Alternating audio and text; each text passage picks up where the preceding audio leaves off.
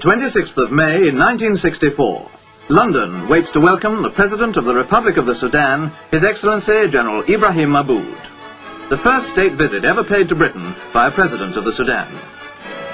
At Victoria Station, Her Majesty Queen Elizabeth II, with members of the royal family, waits to greet the President, due to arrive by train from Gatwick Airport outside London.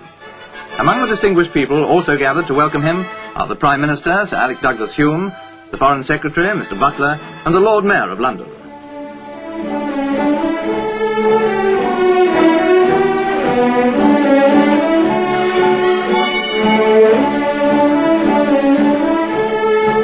The Queen's husband, His Royal Highness Prince Philip, Duke of Edinburgh, had met the President at the airport and accompanied him on the special train to London.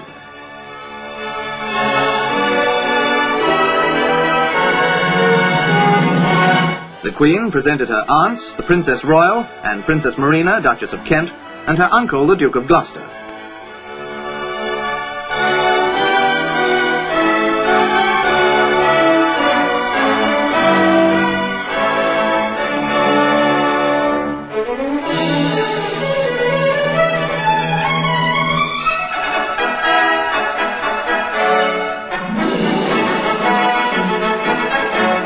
Then it was the turn of the waiting dignitaries to welcome the Queen's distinguished guest.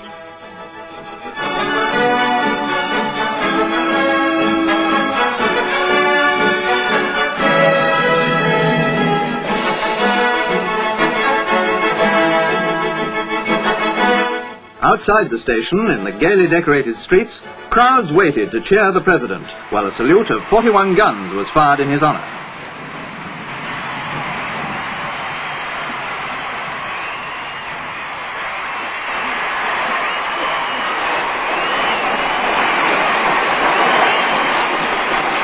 Special wave from the President to his fellow countrymen waiting to greet him.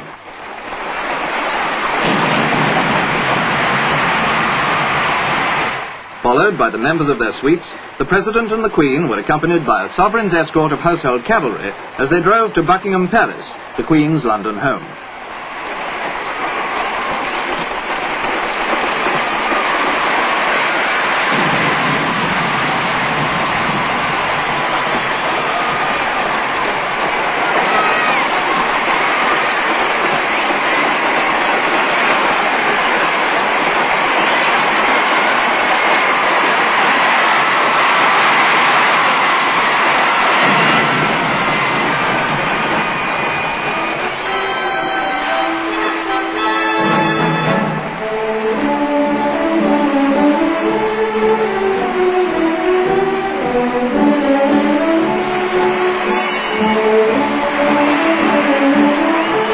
The British and Sudanese people have long been linked in history, and the crowds were eager to greet the leader of this great African nation.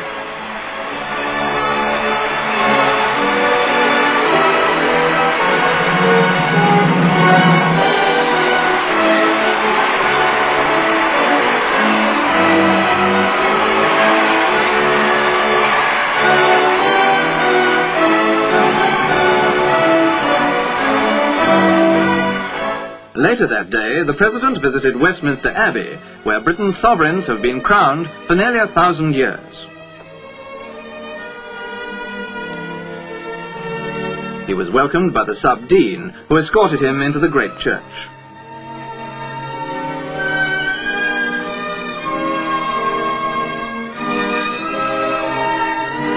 At the grave of the unknown warrior, the President laid a wreath in tribute to the British servicemen who died in 2 world wars. One of the highlights of the summer in London is the annual flower show held at Chelsea. This show attracts visitors from all over the world. On the second day of his visit, the President, who is keenly interested in all forms of horticulture, was able to see some of the new strains of flowers produced by Britain's growers, as well as mass displays of all kinds.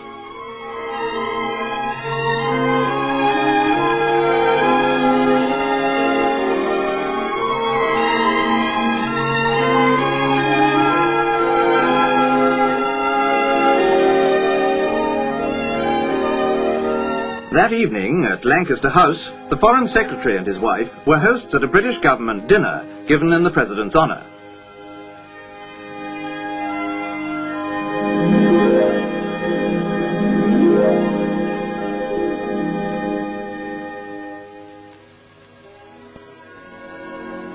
Later, the same night, the President travelled north to Edinburgh, capital of Scotland. High above busy Princes Street stands the castle, where a 21-gun salute was fired to greet the President. At Queen's Ferry, not far from Edinburgh, the President received an enthusiastic welcome from hundreds of school children and their parents.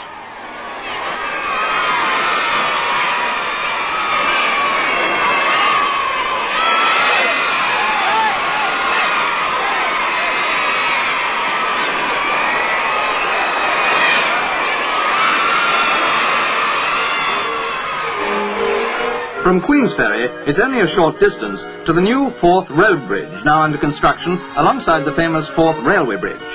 When complete, the road bridge will provide a new highway from Edinburgh to the north of Scotland. It'll be the longest bridge